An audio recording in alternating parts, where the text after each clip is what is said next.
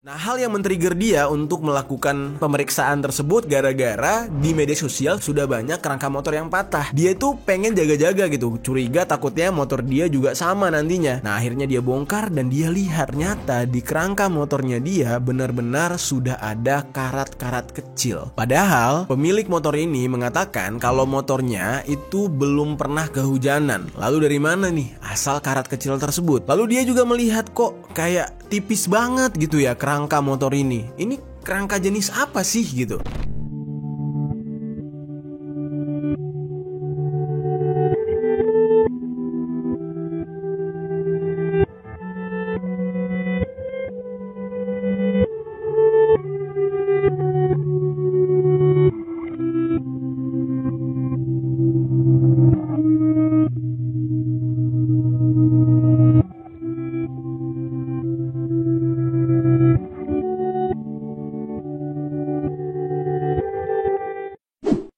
Yo geng, tekan tombol subscribe geng.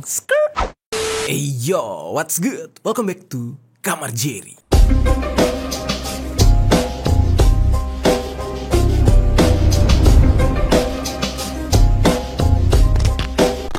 Geng. Oke, gimana jadinya geng kalau kita beli sebuah barang yang mahal-mahal tapi ternyata kualitasnya itu benar-benar seperti rongsokan. Kualitasnya tidak terjamin. Dan padahal nih ya, kita sudah beli merek yang ternama, yang sudah terbukti ratusan tahun kualitasnya, tetapi pada sewaktu-waktu kita malah mendapatkan produk atau barang yang zonk. Nah, fenomena ini terjadi di Indonesia justru geng. Baru-baru ini di media sosial itu heboh banget tentang kerangka motor dari brand Honda, yang mana sebenarnya brand Honda ini sendiri di Indonesia itu sudah cukup kuat brandnya. Dan bahkan di beberapa daerah di Sumatera sana, kalau mau nyebut sepeda motor itu nyebutnya Honda. Misalkan kayak di Aceh, di Padang gitu ya, itu nyebutnya Honda. Honda Kawasaki Ninja. Ada yang Honda Yamaha Jupiter MX gitu. Pokoknya kayak gitu dah. Honda tuh brandingnya cukup kuat untuk di Indonesia. Bahkan secara sejarahnya sendiri, Honda ini sudah melalui banyak rintangan ketika membangun serta membesarkan brand tersebut. Kalian boleh nonton nih, ada ceritanya di sini. Di salah satu konten Kamar Jerry kita sudah pernah membahas tentang bagaimana jatuh bangunnya brand Honda ketika mereka sedang berjuang sampai pernah dibom. Seharusnya jika pengalaman mereka sudah cukup panjang, sudah pasti kualitas produk mereka itu terjamin. Tetapi yang baru-baru ini terjadi di Indonesia, justru banyak produk dari Honda, ya terutama sepeda motornya gitu ya, kerangkanya itu tiba-tiba kropos dan patah. Dan menyedihkannya adalah bahkan ada yang belum sampai setahun motornya dibeli itu tiba-tiba sudah kropos, dalamnya atau rangkanya gitu ya sudah berkarat dan patah. Hal ini akhirnya membuat banyak orang kecewa dan memviralkan fenomena ini geng. Masyarakat banyak yang mengeluhkan harga motor yang pada saat ini itu sudah semakin mahal, semakin tinggi harganya, tapi malah mendapatkan kualitas yang tidak sepadan. Tapi timbul pertanyaan, apakah hal ini hanya terjadi di Indonesia atau justru di negara lain juga ada kejadian kayak gini? Dan apa yang sebenarnya terjadi dengan kualitas motor-motor buatan Honda ini? Apakah benar menurun kualitasnya? Kalau memang menurun, untuk apa? Apakah sengaja supaya mendapatkan keuntungan yang lebih? Nah, sekarang mari kita bahas tentang kasus yang satu ini. Langsung aja di sisi lain.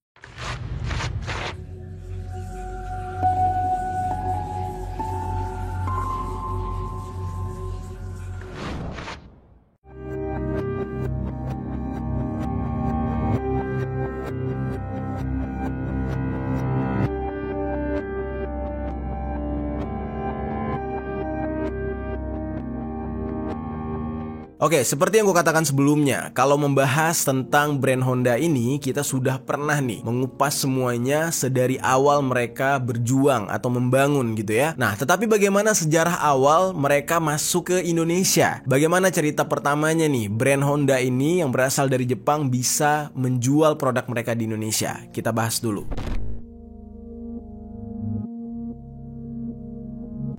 Honda merupakan produsen otomotif yang berasal dari Jepang yang didirikan oleh Soichiro Honda dan sempat mengalami kehancuran gara-gara adanya Perang Dunia Kedua, yaitu pemboman Hiroshima Nagasaki. Nah, sampai pada akhirnya Soichiro Honda ini membangun kembali perusahaan otomotif ini pada tanggal 24 September tahun 1948. Brand Honda baru masuk ke Indonesia itu 12 tahun setelahnya, yaitu pada tahun 1960-an.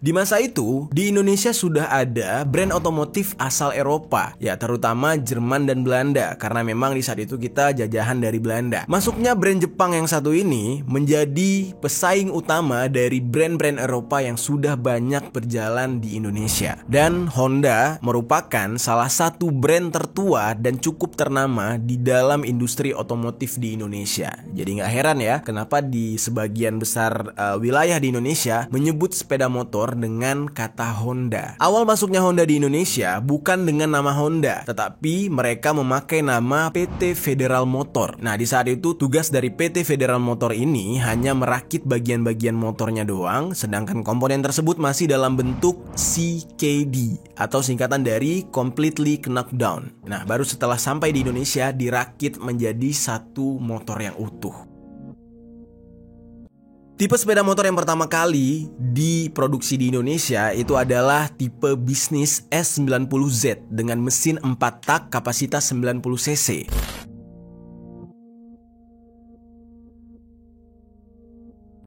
Pada awal produksinya, motor ini hanya diproduksi sebanyak 1.500 unit sampai pada akhirnya terus bertambah menjadi 30.000 unit, geng. Nah, kemudian pada tahun 1981, PT Federal Motors ini berhasil memproduksi motor sampai 1 juta unit banyaknya. Nah, peningkatan penjualan ini terjadi gara-gara masyarakat Indonesia benar-benar menerima motor buatan Jepang ini, geng. Di saat itu, si pendiri Honda yang bernama Soichiro Honda memiliki visi misi yang cukup bagus. Dia ingin membuat sebuah motor yang padat dan dapat digunakan oleh siapapun dengan mudah sehingga benar-benar efektif, benar-benar berguna bagi si usernya gitu ya. Dengan istilah lain, orang yang membelinya itu puas memakai brand Honda ini. Nah, hal inilah yang membuat peningkatan penjualan Honda semakin besar, khususnya di negara kita Indonesia. Karena permintaan dari masyarakat Indonesia di saat itu terus meningkat, PT Federal Motor akhirnya mendirikan pabrik kedua mereka yang terletak di daerah Pegangsaan, sehingga kapasitas produksi mereka itu juga meningkat sampai dengan 2 juta unit pada tahun 1996. Nah, mulai di situ tuh, mulai padat, mulai banyak sepeda motor yang tersebar di negara kita. Pada saat itu, memang kita sudah mengenal brandnya tuh brand Honda, karena memang stiker dari motornya itu udah ada logo Honda gitu ya. Tapi tetap aja, dari perakitan sampai ke penjualan itu dipegang oleh PT Federal Motor. Hal ini terjadi sampai pada tahun 2001. Jadi singkat cerita, di saat itu, beberapa anak perusahaan itu melakukan merger. Hasil dari merger tersebut adalah PT Astra Honda Motor. Nah, lalu pada tahun 2005, PT Astra Honda Motor membangun pabrik baru lagi yang terletak di daerah Cikarang, yang mana tujuan mereka di saat itu ingin meningkatkan produksi sampai dengan 3 juta unit per tahun.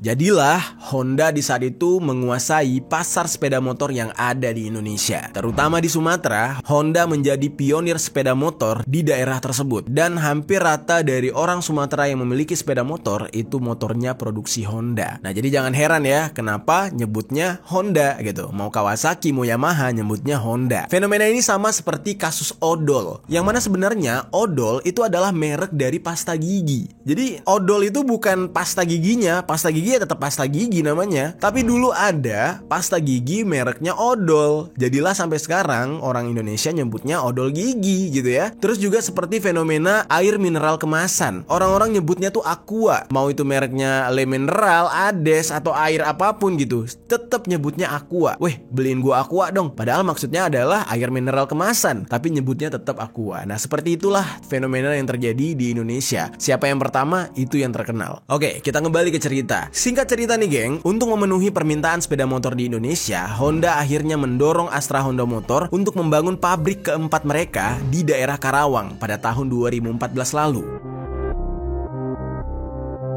Pabrik baru ini bahkan sampai bisa memproduksi hingga 5,3 juta unit per tahunnya. Dan ini benar-benar sebuah prestasi buat Astra Honda Motor yang berhasil memproduksi sebegitu banyaknya sepeda motor. Lalu setahun kemudian, Astra Honda Motor berhasil mencatat penjualan motor mereka sampai dengan 50 juta unit. Dan penjualan ini merupakan rekor baru dan rekor pertama dalam industri otomotif di Indonesia, bahkan negara-negara ASEAN. Jadi gimana nggak bangga Jepang sama kita gitu ya. Negara kita benar-benar konsumtif. Negara kita menjadi konsumen mesin-mesin besi dari Jepang. Semuanya ada di sini. Jadi jangan heran kenapa ya negara kita terutama Jakarta udaranya butek. Mesinnya banyak, penghasil emisi gas buang karbon banyak gitu ya. Jadi sumber polusinya cukup banyak. Nah, lalu di tahun yang sama, yaitu pada tahun 2015, Astra Honda Motor mulai meluaskan pasar mereka dengan melakukan ekspor motor ke luar negeri. Sadis nggak tuh? Awalnya kita impor nih dari Jepang. Habis itu rakit akhirnya bikin pabrik sendiri, tapi masih tetap impor nih. Setelah penjualan di Indonesia terlalu besar, benda-benda yang udah diimpor tadi diekspor lagi ke luar negeri. Jadi negara kita dari yang pertamanya konsumen jadi produsen. Salah satu jenis motor yang dijual ke luar negeri adalah jenis Honda Beat, yang mana Honda Beat ini dijual ke negara Filipina. Dan bahkan setelah Filipina, PT Astra Motor Indonesia sudah memperluas penjualan mereka atau ekspor mereka sampai dengan kawasan lainnya, yaitu salah satunya Amerika. Nah, kalau lo lihat ada bule naik Honda Beat, mungkin itu dari PT Astra Honda Motor, yang mana motornya dirakit di Indonesia. Tercatatlah, sampai saat sekarang ini PT Astra Honda Motor memiliki 4 pabrik perakitan di Indonesia. Yang pertama ada di Sunter, yang mana ini menjadi kantor pusat mereka gitu ya. Yang kedua ada di Kelapa Gading, dan yang ketiga di Cikarang, dan keempat di Karawang.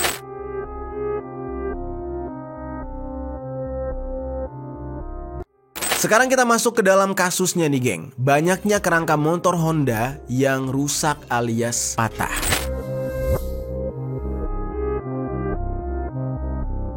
Dari kasus beberapa waktu lalu itu sudah banyak sebenarnya yang nge-share soal video kerangka Honda patah ini.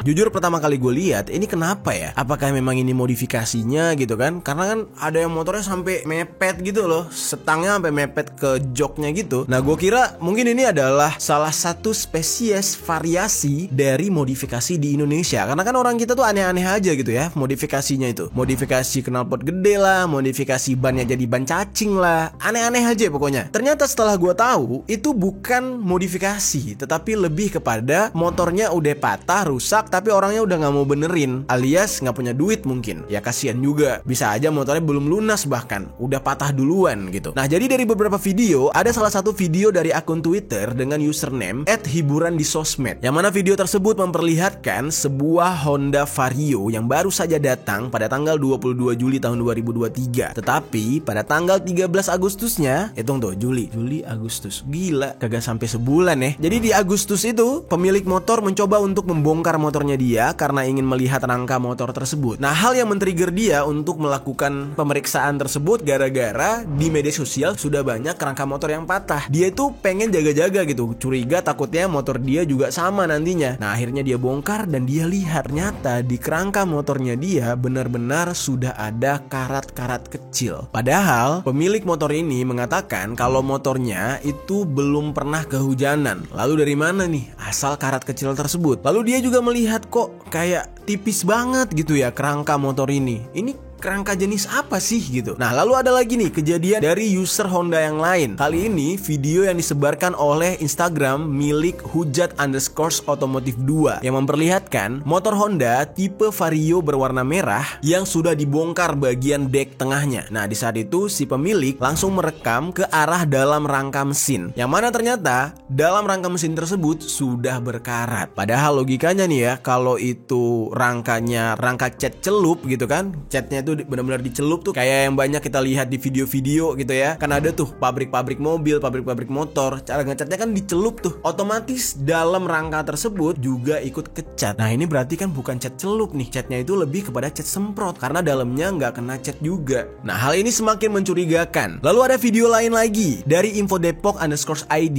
yang memperlihatkan seseorang yang sedang mendorong motor Honda Beat. Orang tersebut mengatakan kalau rangka dari motor Beatnya itu patah ketika sedang berada di belokan. Bayangin tuh lagi belok tiba-tiba krek, patah. Wah, sakit banget gak sih? Mungkin masih banyak lagi video-video lain dan bahkan ada kompilasinya. Kalian boleh cek sendirilah. Kompilasi tentang patahnya kerangka Honda ini banyak banget. Nah, lalu akhirnya kejadian ini membuat banyak orang langsung protes dan merasa kecewa dengan brand Honda. Mereka mengatakan mereka membeli motor ini dengan harga yang tidak murah, tetapi malah mendapatkan kualitas yang bisa dikategorikan tidak layak.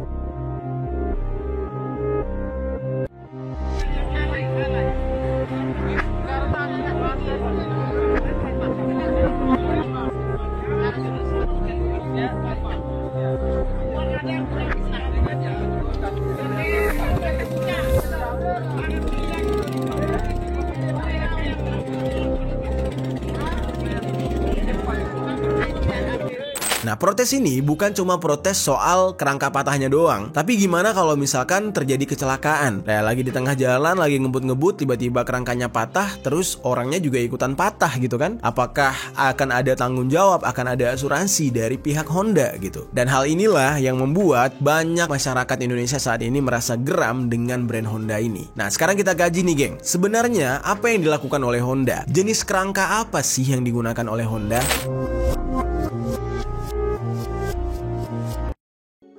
Oke, dari beberapa sumber informasi yang gue dapatkan, untuk saat ini, atas fenomena yang terjadi, ternyata Honda memang memiliki sebuah spesifikasi khusus terhadap kerangka sepeda motor yang mereka buat atau mereka produksi. Jadi nama rangka tersebut bernama Enhanced Smart Architecture Frame atau disingkat dengan ESAF. Kerangka ini mulai diproduksi dari tahun 2019 lalu. Nah, jadi bisa dikatakan jenis rangka baru Honda ini berbeda dengan jenis rangka versi lama di bawah tahun 2019. Kerangka ini sendiri diproduksi di Indonesia, geng, bukan di Jepang. Jadi diproduksi langsung oleh pabrik Honda yang terletak di Cikarang. Tujuan dari rangka ESAF ini dibuat adalah untuk memberikan bobot yang lebih kuat tapi ringan serta lincah dan juga mudah untuk dikendarai. Nah, ini adalah alasan yang diberikan oleh pihak Honda. Rangka ini menurut pihak Honda itu dibuat dengan cara menggunakan metode press dan laser welding sehingga dikatakan lebih rigid dan minim sambungan yang bertujuan untuk meningkatkan kestabilan handling karena memang dirasa cukup ringan gitu. Nah, terus geng, kelebihan lainnya yang diklaim menjadi daya tarik utama dari rangka ESAF ini adalah mampu untuk menciptakan ruang yang lebih efisien sehingga membuat motor yang memakai rangka ESAF itu jadi punya kapasitas bagasi dan tangki bensin menjadi jauh lebih besar. Beberapa dari motor yang sudah memakai rangka ESAF ini gua jabarin satu-satu ya. Yang pertama itu ada Genio, terus ada Beat Deluxe, lalu ada Beat Street, Scoopy, dan juga Vario 160. Nah, tapi itu semua motor yang dibuat di atas tahun 2019. Kalau di bawah itu nggak pakai rangka ESAF. Bagaimana hal ini bisa terjadi? Honda kan buatan Jepang, otomatis quality controlnya itu harus melalui quality controlnya pihak Jepang. Apakah rangka ESAF ini hanya digunakan oleh motor-motor yang ada di Indonesia gitu kan? Ya, seperti yang kita tahu ya, rangka ESAF ini dibuat atau diproduksi di Indonesia langsung di pabriknya Astra Honda Motor Indonesia. Tapi kan kalau dipikir-pikir, yang punya Honda, yang punya merek Honda ini kan Jepang. Mau bagaimanapun juga, kalaupun ini diproduksi di Indonesia, ya kan, mau jelek, mau bagus, harusnya pihak Jepang mengetahui hal tersebut. Karena kalau sudah kayak gini, akan berdampak kepada seluruh produk Honda. Ya, tidak tertutup kemungkinan nanti rangka mobil juga dianggap rapuh atau ringkih seperti rangka motornya Honda. Karena kan hal kayak gini bakal jadi buah bibir atau omongan miring dari semua user, dari semua masyarakat. Ya udah pasti hal ini akan jadi gosip tersendiri dan berdampak buruk bagi brand Honda tersebut. Untuk sementara ini, banyak yang menduga quality control yang buruk atas produk-produk yang akhirnya patah ini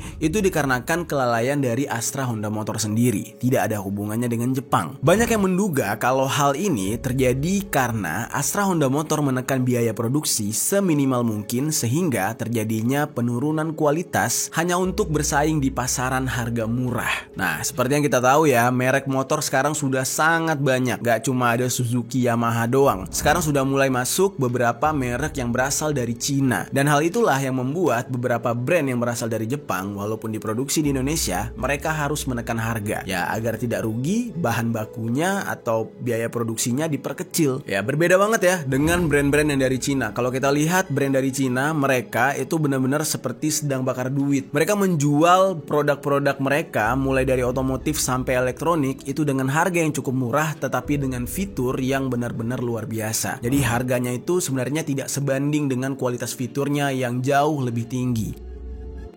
Ada sebuah informasi dari seorang netizen, dia ini pengguna media sosial Quora. Di sana dia menuliskan sebuah cerita tentang temannya yang bekerja di pabrik perakitan motor Honda. Nah, temannya bilang perakitan motor Honda itu ada sebuah sistem yang dikatakan cukup aneh, yaitu pada produksi unit ke-1 sampai ke unit 100 itu biasanya bakal dilakukan dengan 100% atau kualitasnya yang paling bagus. Di atas 100 atau unit ke-101 hingga ribuan itu biasanya kualitas produksinya sudah mulai diturunkan alias ditekan.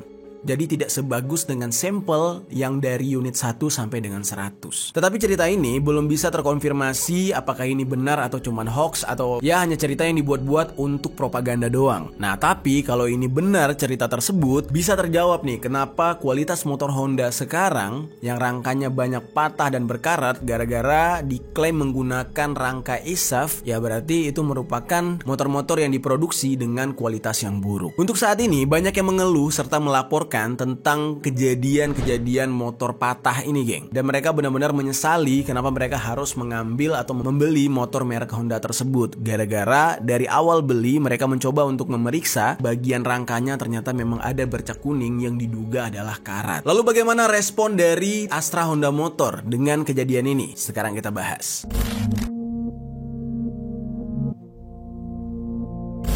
Atas banyaknya masyarakat yang mengeluhkan kualitas dari rangka ESAF di motor mereka, akhirnya Astra Honda Motor memberikan klarifikasi dengan mengatakan bercak kuning yang ada di rangka ESAF adalah silicate, jadi bukan karat.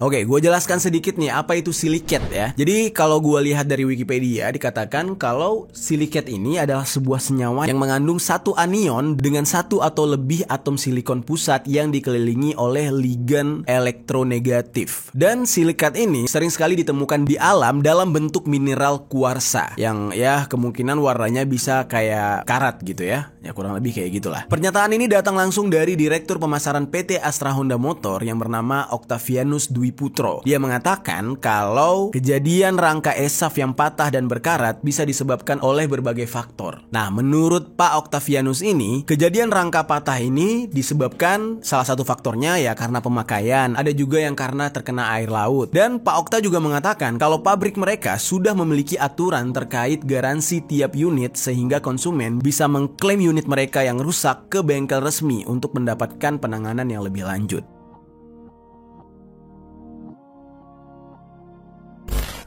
Agak aneh nih ya klarifikasinya, karena di sini dikatakan patah gara-gara pemakaian, tapi kan ada yang mengaku kalau mereka belum sampai sebulan baru beli udah patah. Terus katanya karena air laut. Lah, bagaimana ceritanya nih? Ada orang yang tinggal di persawahan jauh dari laut tapi tetap patah aja gitu. Kalau air laut sih bener, kena besi tuh ya besi bakal karatan ya kan. Air garam atau air asin kena besi ya bakal cepet karatan dan besinya bisa kropos atau korosi. Tapi ya aneh banget. Dan juga garansi yang diberikan Honda yaitu dengan cara mengklaim unit yang rusak ke bengkel-bengkel resmi Honda untuk mendapatkan penanganan lebih lanjut. Ini juga cukup aneh sih, karena rangka patah harus diapain tuh? Dilas atau disambung lagi? Ya jadi kayak motor bekas gak sih? Kayak ada sambungannya gitu. Ya kecuali solusinya adalah ganti rangka, dan itu juga butuh penanganan yang lama gak sih untuk turun mesin, pasang lagi gitu, kayak dari pabrik gitu kan. Nah makanya klarifikasi ini mungkin banyak yang tidak terima. Dan juga solusi yang diberikan oleh Honda ini merupakan penyembuhan, bukan pencegahan gitu. Dan masih banyak orang yang mempertanyakan gimana nih dengan unit-unit yang sudah diperjualbelikan, akankah ada recall atau pengembalian dana, pengembalian uang, lalu unitnya ditarik lagi untuk dibenerin baru dipasarkan lagi, atau cuma ya meminta orang-orang yang sudah terlanjur beli untuk memperbaiki gitu kan. Seperti yang kita tahu ya, ada beberapa brand yang memang memberlakukan yang namanya recall. Salah satunya adalah Apple. Setahu gue nih,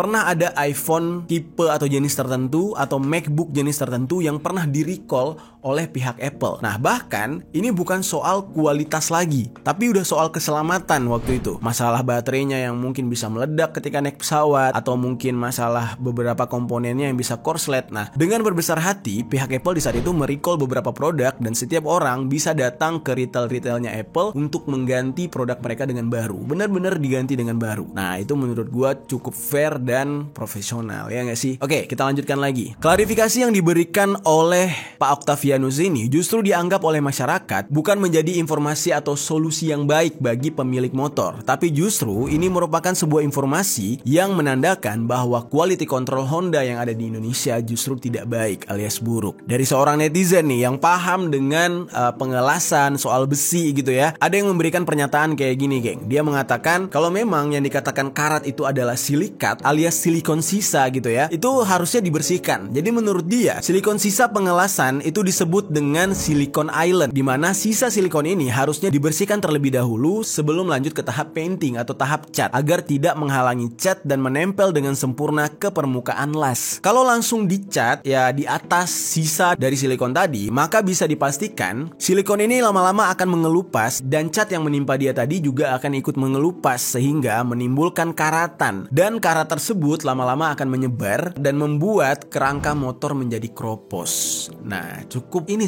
pintar sih keterangan dari netizen ini. Nah, lalu Direktur Produksi Astra Honda Motor yang bernama Pak David Budiono, dia juga mengatakan Astra Honda Motor memang pernah menerima beberapa pengaduan konsumen yang mengalami kendala karena penggunaan sepeda motor Honda yang memakai rangka ESAF ini. Dan semua pengaduan tersebut sudah diselesaikan di bengkel resmi katanya. Dan pihak Astra Honda Motor untuk saat ini sudah melakukan investigasi terhadap rangka motor yang patah. Lalu dari hasil investigasi tersebut, mereka mengatakan ada beberapa motor yang sebenarnya tidak menggunakan rangka ESAF, malah dari beberapa motor tersebut menggunakan rangka lama katanya. Dan penyebab patahnya gara-gara sering terkena air laut. Tetapi seperti yang kita lihat di sosial media, banyak sekali orang yang nge-share video-video motor mereka dalam kondisi motor mereka malah masih baru terlihatnya, belum di bawah 2019.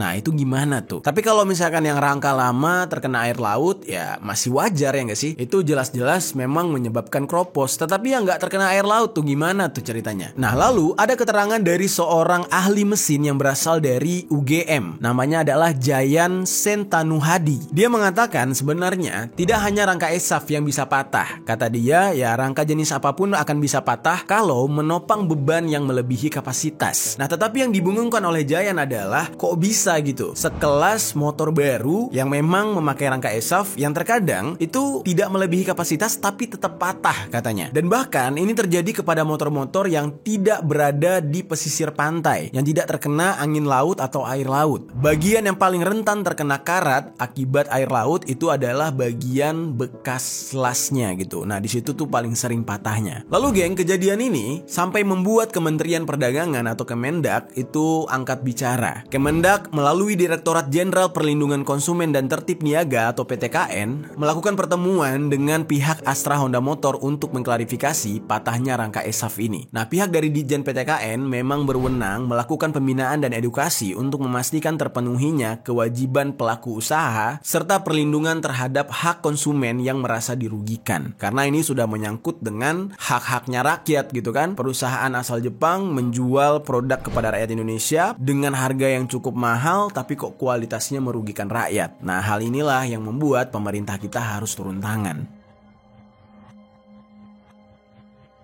Kemendak di saat itu menekankan permintaan kepada pihak Astra Honda Motor untuk selalu memprioritaskan hak konsumen sebagai penyelenggaraan perlindungan konsumen, dan konsumen sendiri harus bisa menghubungi customer care Astra Honda Motor atau langsung datang ke bengkel resmi kalau mengalami keluhan. Jadi dimohonkan untuk tidak mengundur-ngundur atau tidak ngeles-ngeles gitu. Karena di beberapa kejadian bahkan ada yang sampai kena teror. Jadi ada beberapa netizen yang mencoba mengeluhkan kejadian ini di sosial media, tetapi mereka justru mendapatkan tekanan dari pihak sales Honda. Nah, beberapa yang gue temukan ya di sosial media, ada yang sampai bilang dengan kata-kata kasar gitu ya, terus ditambahi kalimat jangan mutusin rezeki orang dong gitu. Padahal kalau dipikir-pikir ya memang ini permasalahannya terkait dengan pekerjaan para sales Honda juga. Tetapi kalau pakai kalimat jangan mutusin rezeki orang, lalu nggak mikir gimana nasib orang yang beli, kan itu termasuk rezeki dia yang dia belanjakan untuk jadi rezeki lu gitu. Lah dia rugi, lu harus untung, kan nggak make sense gitu. Dan hal inilah yang membuat banyak orang semakin geram gitu ya terhadap fenomena ini. Ya mungkin orang tersebut cuma bikin propaganda doang, bikin heboh doang gitu ya